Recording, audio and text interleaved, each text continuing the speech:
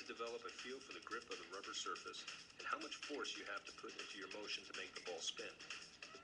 You'll need high-quality competition rubber for this to work.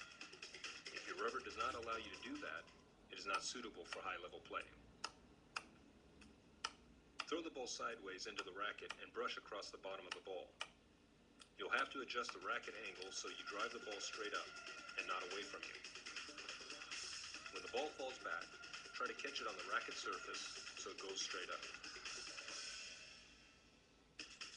Exercise 2 starts the same way, but instead of catching the ball, reverse the racket angle and let the ball bounce on the other side of the racket.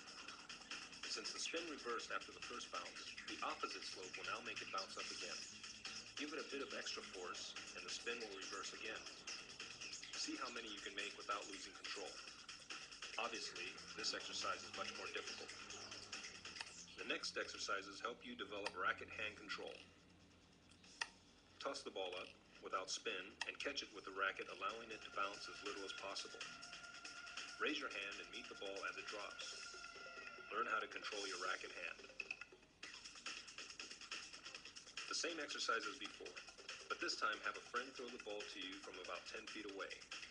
Again, catch it with as little bounce as possible. This exercise is designed to teach you the feeling for underspin. Swing the racket under the ball, making it go straight up, and then bounce on the table directly in front of you.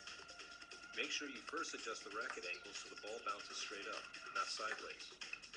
Once you've mastered that, gradually make it bounce on the table closer and closer to the net until you can make it bounce over the net.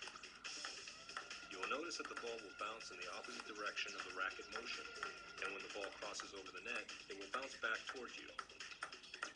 This exercise will teach you the feeling of brushing over the ball. You will use that feeling for topspin shots. Swing your racket over the top of the ball and make it roll. Try to achieve this without letting the ball skid or bounce at all. You can clearly hear the ball bouncing or skidding when your touch is too heavy.